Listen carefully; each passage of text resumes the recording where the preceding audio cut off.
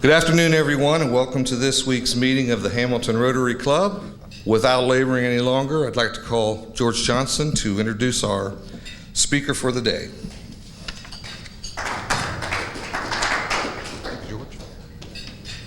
Mike really doesn't need any introduction. Our own Mike Dingledine, the CEO of the Core Fund, and he and his wife Cindy are Community Design Alliance. Just a reminder, Mike designed 7 of our new 8 elementary schools in Hamilton, as well as Wilson, continues to work with SHP in designing schools. But Mike is a very talented individual, and I would consider him one of our MVPs, Mike Dingledine.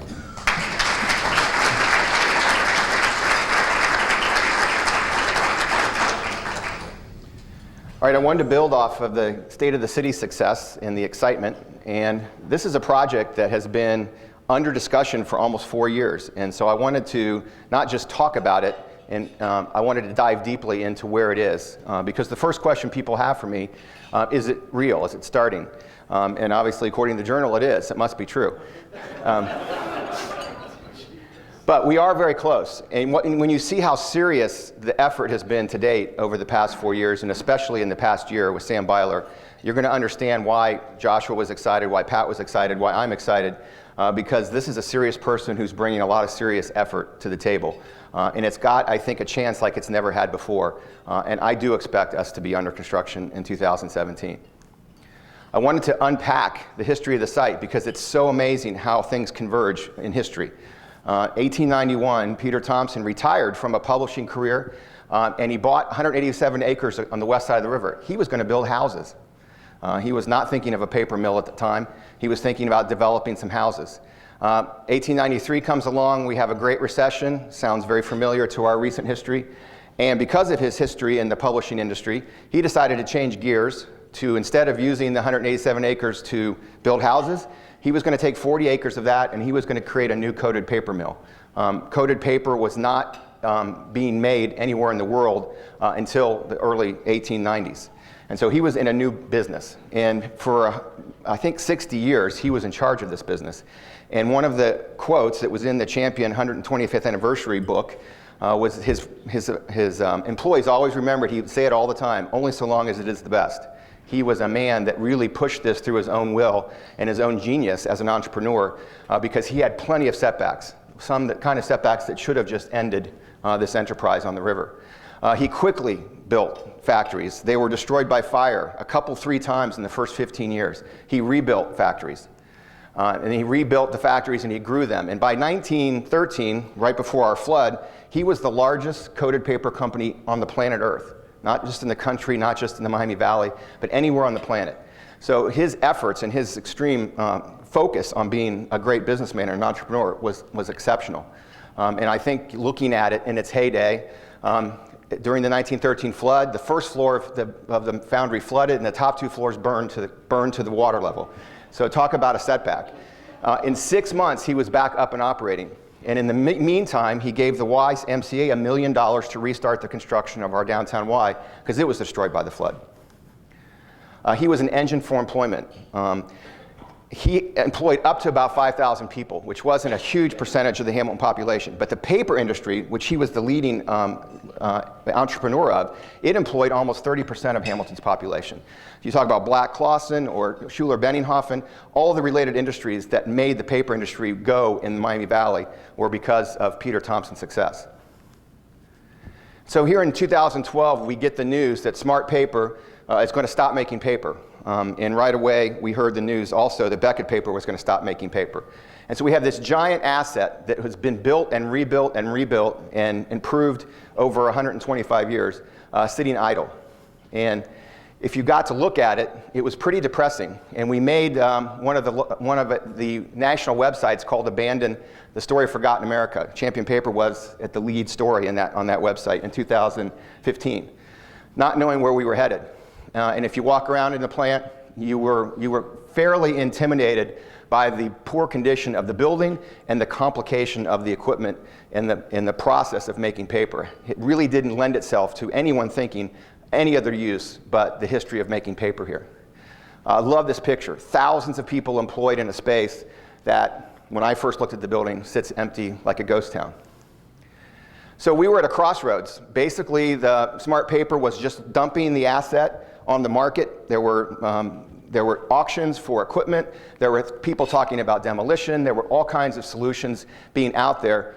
And we had something happen that was really important. And it happened 4 times. There were 4 very fortunate circumstances.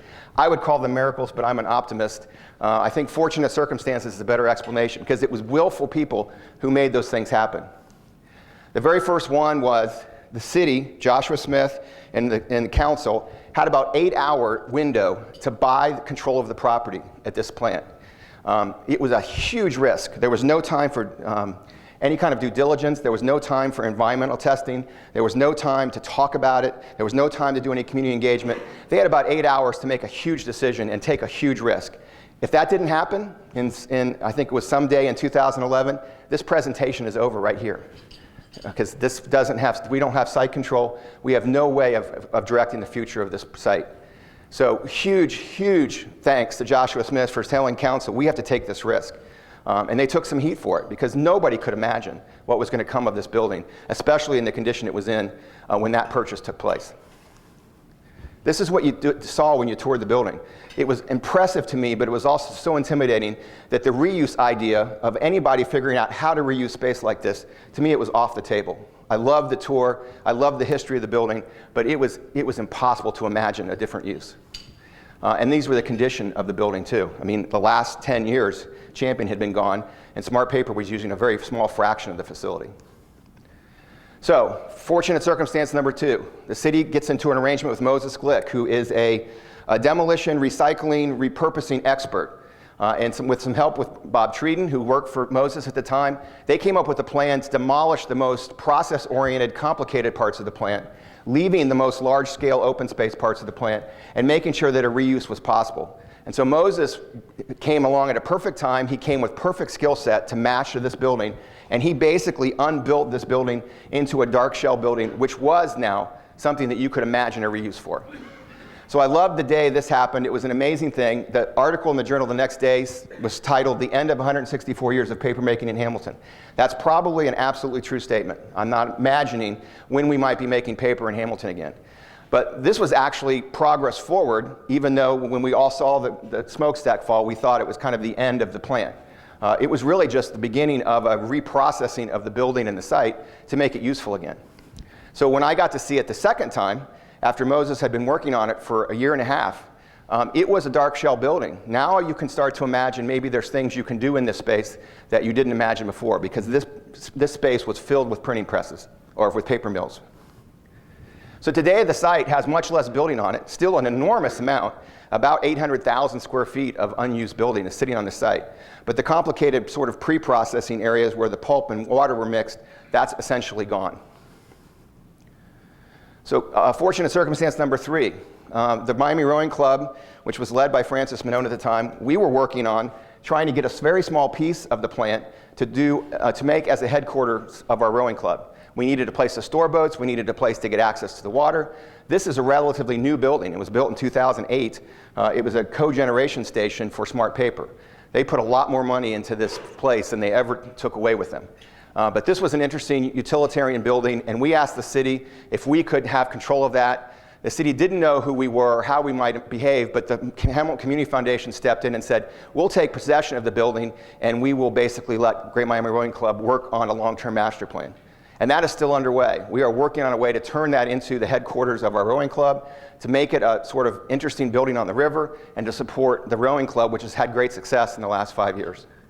And we have some architectural renderings of the future of this project. And this is still an ongoing process. The 3 of us that were involved in the rowing club and also just really curious about this building got together with Moses and said, can we play around with what might happen to this building? He said, absolutely. So we kind of became what we called Team Moses.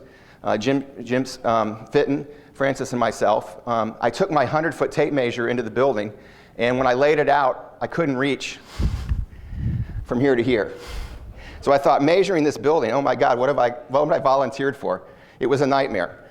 But what we did get is we found a Butler County company called TrueScan, and what they do is they bring in laser scanning equipment, and they basically three-dimensionally scan buildings. Jim Fitton supported financially and resource-wise getting that scan done of the mill that remained. And so what we have now to actually idealize what we can do with this building is real three-dimensional pictures and real three-dimensional models of what this building, as it sits today, looks like.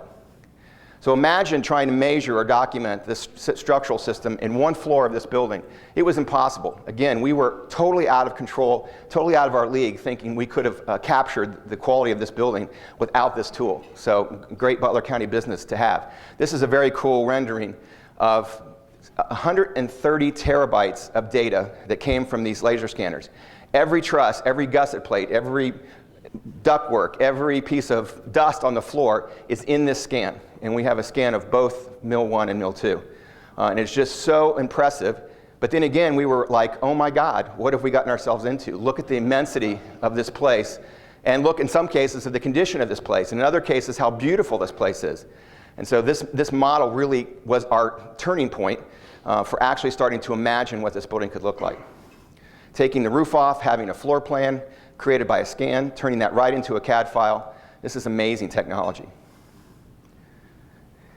I particularly like these horizontal flybys where you can see, again, every bay of this building is different. It is not built at one time. It was built over many, many years in many, many parts and pieces, and modified every day under its use as a paper plant.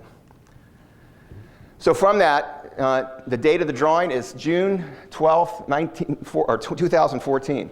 So almost 2.5 years ago, we threw out an architectural idea. Francis took this, Jim took this, I took this, and we made it something we could start a conversation around.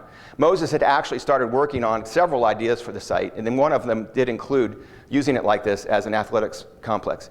We had great ideas here. They are bricks and mortar ideas. We had no ideas about what we were trying to get into as well as of an economic program or an operating business model. We were just looking at bricks and mortar and how to use the site. We were very excited about it, but we were a long, long, long away from any kind of success. So Francis reached out to companies all over the country, trying to make connections with people who could bring more knowledge to the table in terms of how do you really turn something like this into an operating enterprise. And fortunate circumstance number 4, perhaps the biggest one, although without Joshua's decision at number 1, we wouldn't be here. We ran into a perfect proof of concept in Spooky Nook Sports in Lancaster, Pennsylvania. Sam Byler had created this from the ground up after he had retired and sold out his interest in a much larger business and decided this was something he was going to work through. I've been here 3 times. It's an amazing facility. Any way you look at it, from a physical plant to a business concept to a continuous improvement concept, it's an amazing place. He turned an entire dead, empty Armstrong tile warehouse into this facility. You go in the front door and it's shock and awe from the very first step. Again, the immensity is what I saw first as an architect, but the complexity and the thinking about activities and the thinking about what happens to a human being when they park in the parking lot, they walk through the door, and they go from place to place in this facility. It's enormous, 600,000 square feet in just the original warehouse that he started working with. The facilities are beautiful, the thinking is there. And the first time I went was a weekday, so I saw the building relatively unoccupied. And again, I was there to be impressed by the architecture and the layout. And again, seeing 10 full-size NCAA courts in one room is a pretty impressive sight. And then when I went the second time, it was a weekend. And when I got there, Sam had said there were already 6,000 people in the building for the weekend. Amazing thing. And so you see these things now filled with people, and it's a totally different takeaway in terms of that there's tournaments going on, there's training camps going on, there's little kids events going on. This is an extension of the basketball tournament in another part of the building where he's turned part of it into additional basketball courts because of the activities of that particular weekend. Food court, merchandising, retail. Things for the siblings of the people who are there for the tournaments to do. An amazing idea that you bring the entire family here as a destination point and you look at it from the standpoint of how do we get the entire family engaged in being here, and not just mom and one daughter coming to town this weekend, but the entire family coming. And he's thought through that. Ultimately built a hotel inside the warehouse, 150-room hotel. And again, he drags hotels into a 60-mile radius of occupancy when he has events on the weekend. 6,000 people don't fit in a 150-room hotel. So he's had an enormous impact on the region, but he also realized he had to have some resources in his own facility to do this. Amazing quality. Again, he thought through everything. His entire business team from his former business, which was Auntie Anne's Pretzels, is now working for him in this business. He took his entire leadership team with him to do this. Things are thought through very well. It's a very interesting place. He has food service, he has restaurants, he has bars, he has hotels. And he supports all kinds of other related activities. So there's meeting room space, there is event space.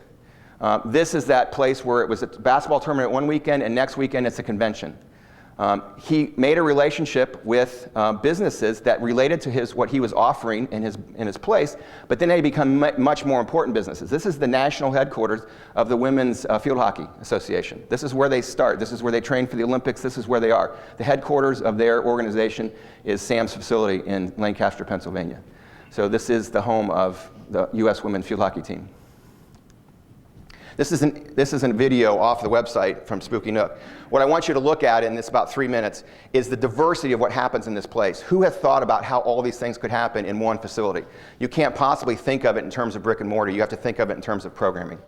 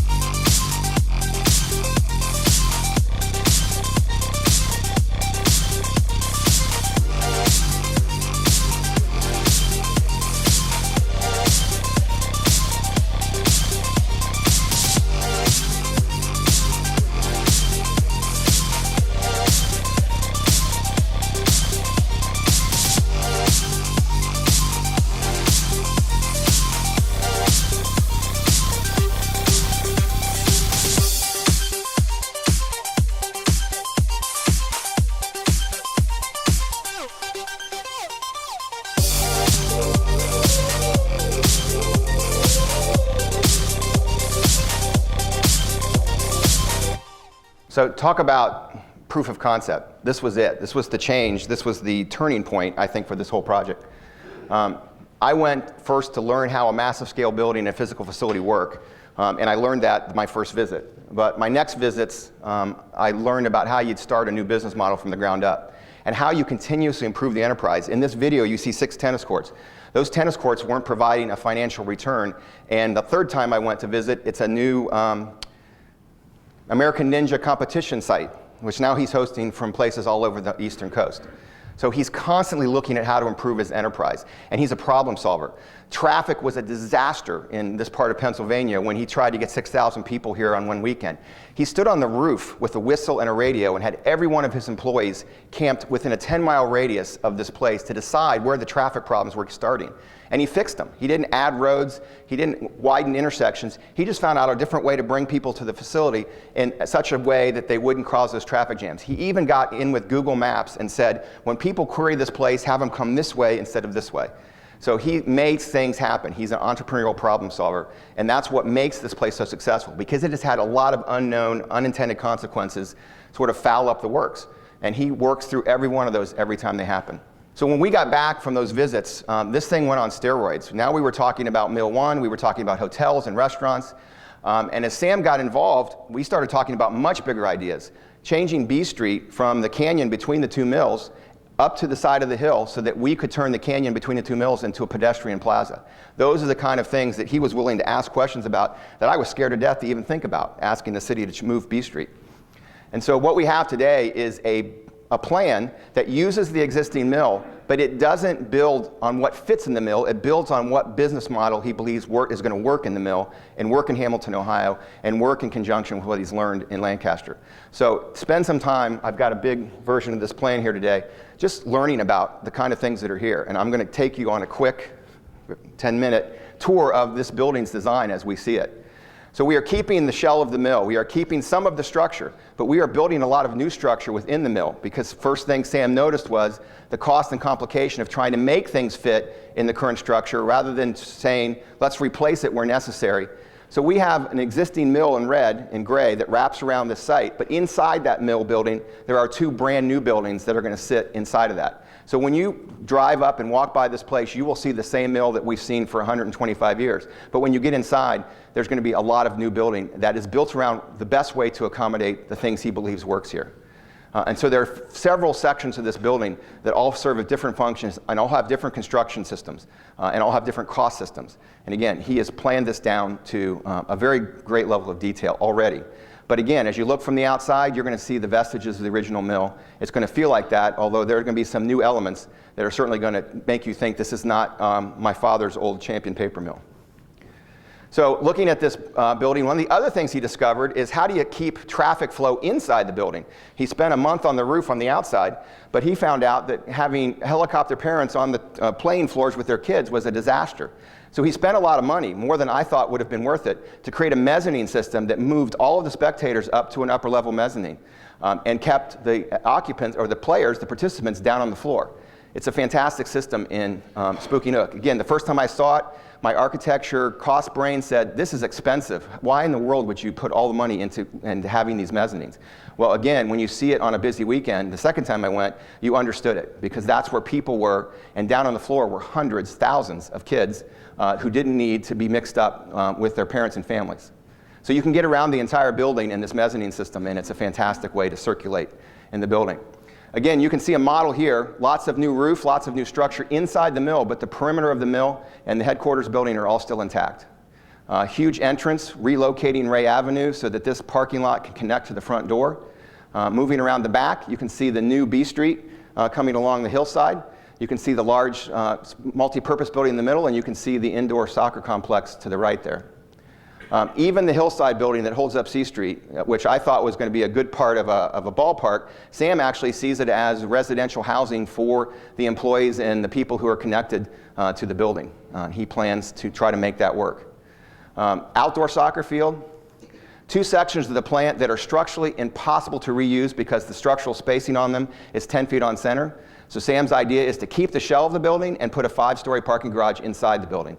So he doesn't add that parking garage look to the site, and he takes advantage of the shell of the building, which is quite attractive, but not structurally usable. Again, converting B Street to a canal between the two buildings and a sky bridge that connects the hotel and restaurants to the sports complex and turns the old B Street Canyon into a pedestrian mall. And then using the headquarters building as a boutique hotel where there'll be large family suites, because he says, again, in Lancaster, sometimes 8, 9, 12 people from a family show up and don't want four hotel rooms, they want to have one big suite. So he's thought through all these things and the implications of how business works. You come into a major scale entrance.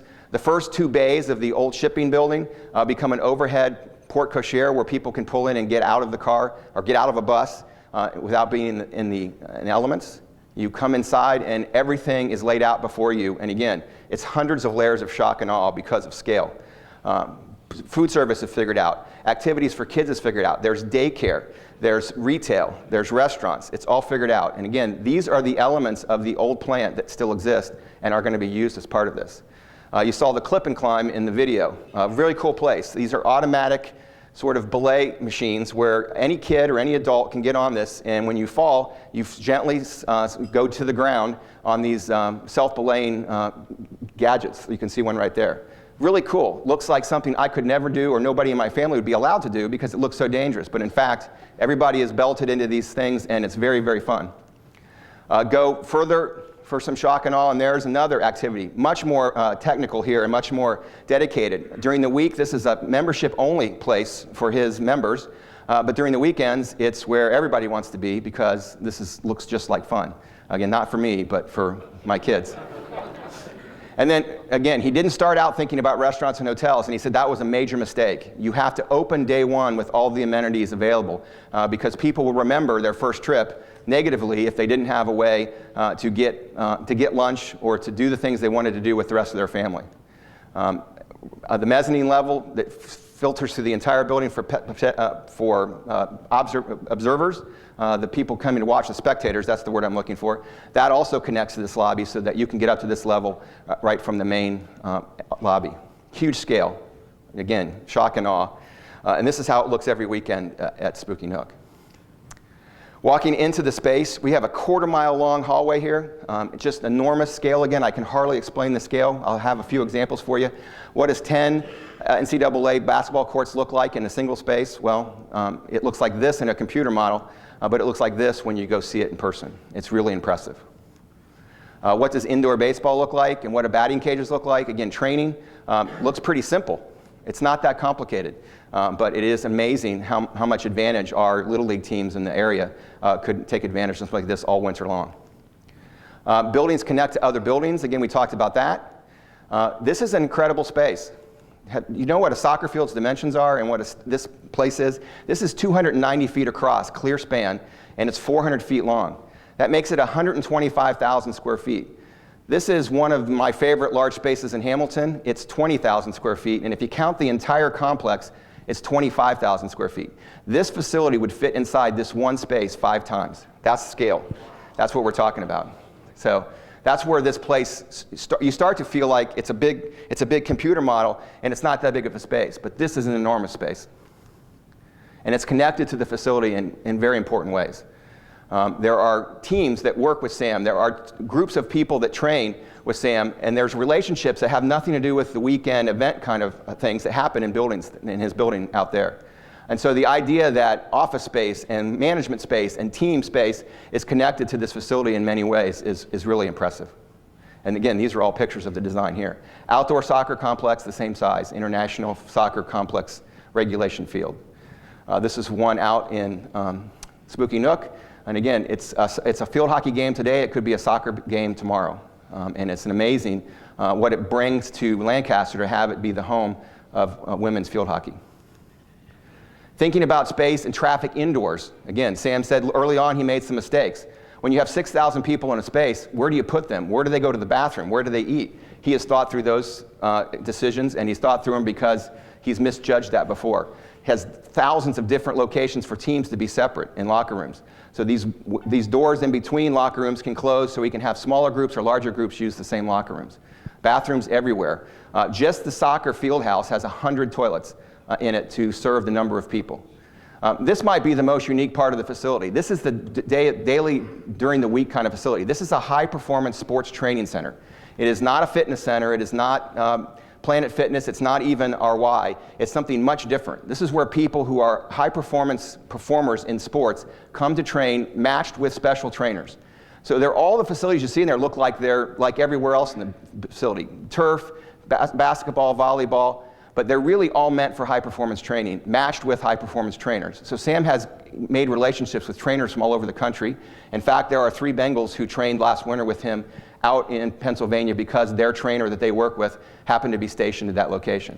So this is a place where one-on-1, 1-on-10, 1-on-5 kind of training happens. And again, it's all about high-performance sports. It is not about the general public. It is not about fitness.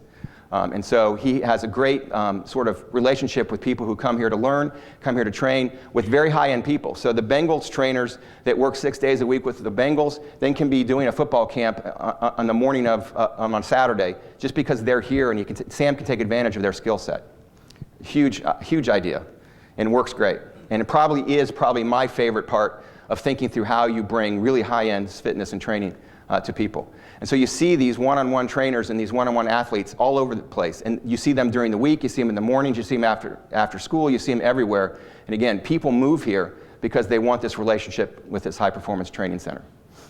Also orthopedics and medicine. Sam has an entire orthopedics practice at Spooky Nook inside his facility. They don't pay rent, but they provide all of his trainers that he needs every weekend for all the activities. So he has an entire orthopedics medical practice inside the facility. He's planning on having the same thing here in Hamilton. And then his sort of do-everything space. This is what I would call a convention center by all natural purposes, but it's a small piece of this huge scale project. It can be turf one weekend, it can be sport court, it can be concrete, it can be overflow with lots of kids, it can also be a convention center with a show. So one time I was out there, that space was like this. Another time I went out there, that space was like this. And so he just makes it work. And then I haven't been out there for this, but I found this picture, super event center. I mean, huge populations, much larger than would fit in this room, which is one of our largest spaces in Hamilton for this kind of event. And then what happens to this? And again, I mentioned it earlier. Most people think this is a total loss. It's not a programmable space, but Sam sees it as apartments and residential development that can support the sort of huge amount of staff that comes and works at a place like this. Inside, if you've never been there, it's a bunker, but it's built very well. It was built for huge loads. It was built to transport clay and water and tanks around, and it doesn't have that purpose anymore, but it certainly would work for a one-deep sort of apartment complex. Very interesting, and again, Sam sees that and wants to keep that, not just because it makes some sense to keep structure, but it makes some sense to keep the vestiges of the plant that we all are familiar with. We, again, in our first ideas, had the idea of a stadium here. Sam said it's not an economic match with the kind of facility. It takes parking away from each other. It doesn't work. We have to do something else about that. And so we were excited. Jim Fitton is a particular fan of the Joes and having a ballpark in Hamilton. So right away, and this is where I got really excited about Joshua's State of the City, he talks about connecting the dots and collaboration muscle. And right away, when Sam said that, that's not a fit for our facility, all of these people got together and said, what can we do with this facility that we already have and make it better? So we're planning on upgrades, we're planning on turfing the infield, we're planning on new lighting, we're planning on making a first-class Little League field. The city's talking about a 6th water park here.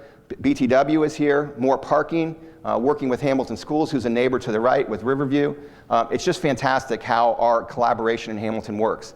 The minute one idea didn't work, people mobilized and made it work somewhere else. So it's really exciting to see how fast we can respond to changes in how this goes. So finally, my first thought when I got involved with Moses and Francis was, how do we fix 44 acres of brownfield on the river? That certainly would happen with this project. But right away, that grows much bigger. The old belt line that connected Champion to the CSX line is now an opportunity that's tripled in value by the Champion Mill site being redeveloped. Now it's a connector, a bike connector, a pedestrian connector to most of the west side of Hamilton. Main Street. Sam said, the first thing I learned, the thing I did wrong in Pennsylvania is I didn't think about the hotels and the restaurants and the development around me. I was thinking in my own vacuum.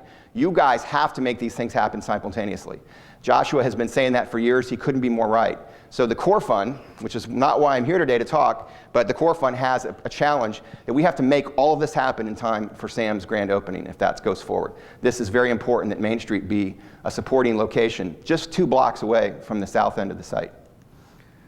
Then we can think 10 miles out where all these people might be coming for high-performance fitness training, or people from Oxford might be coming for intramurals, or people from Dayton or people from Cincinnati might be coming. The Journal just yesterday talked about the sports center's impact being countywide. Once again, they're not quite right, because it's way bigger than countywide. We can be talking about to people in Indianapolis and Columbus and Dayton for a lot of things that happen here, but this is where the wheels leave the runway. Sam pulls from a 300-mile radius at Spooky Nook. He believes that when this center is here in Hamilton, Ohio, that people from Nashville, people from St. Louis, people from Chicago, people from Grand Rapids, people from Cleveland, people from Pittsburgh are coming to Hamilton, Ohio for these weekend tournaments. That's an amazing thing. All of those dollars have no business being attracted to Hamilton, Ohio. The economic input, not just the economic output, the economic input from something like this is unbelievable. And what year was this, Stephen? 2012? 2014. Stephen Smith painting. It's the one painting that Joshua Smith doesn't own, because I would manage to buy it first. I love the painting because it showed my memory of what the Champion Mill looked like. The B Street Canyon being so prominent, the Energy Tower being so prominent, the Hillside Bunker being so prominent. But what you don't see, and it wasn't intended to be overt, is in the sky, in the way that Steve has composed it, the words "from the ashes" appear. So I thought this was going to be a painting about what used to be on the site, because it would be gravel right now. But it really is a painting that was much more about the future of the site, again, emerging from the ashes. And again, the quality of the interpretation of this is exactly how I've always remembered Champion paper. So Stephen had done a wonderful job capturing this, and I definitely had to make sure this was in my office, hanging on the wall. So you're all welcome to come see the original piece of art and how important it is. But this is what we're doing. We're capturing the value of a legacy asset. It would have been a Rust Belt blight. It would have been a Clean Ohio Fund, several $million demolition project, and game over. And it's totally the opposite now. And that's amazing. And this was in the 125th anniversary Champion brochure. Since its incorporation, Champion had grown, in the phrase of a local newspaper, from a puny infant to an industrial giant. But the period running from 1901 to 1913 was a difficult one, bracketed by fire, flood, and interrupted midway by a depression. Once again, it would be Thompson's resilience that would not only rescue Champion, but also see the company emerge from its trials as the model plant of the world and of its kind. Imagine that. Imagine having 2 fires and a flood and still being the #1 paper plant in the world. We had a 1901 to 1913 legacy leader in Hamilton that made that happen. He wasn't a Hamiltonian. He just came here because of the water and the river and the site. Now we have the possibility of a 2001 to 2016 legacy leader in Sam. And again, the same things could happen here. We could return 100 years ago and do the same kind of thing that Champion did for Hamilton in the early part of that last century, and have that happen in the early part of this century. This is my favorite picture. This is where the wheels don't leave the runway. This is where we go into full orbit. Imagine walking across or driving across the Black Street Bridge or the High Street Bridge and seeing this site like this again, seeing every window lit up, seeing people coming to and from it. We won't have the smokestacks anymore, but everything else. So imagine, circa 2018, and I can't imagine anybody would have thought about this in 2000, having this be like this again. And to go back to Peter Thompson's quote, "Only so long as is the best." And I think Sam brings that to it. And if you haven't seen this presentation and don't believe how serious Sam is as a person and as a developer and as an entrepreneur, then you've missed my point, because I do believe we are going to see this again in 2018. Thanks.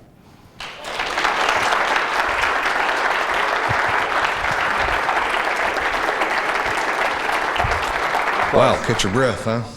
Thanks, Mike. It was an exciting presentation, as always. I'm sure he'll be around for any questions any of you might have afterwards. So thank you for coming.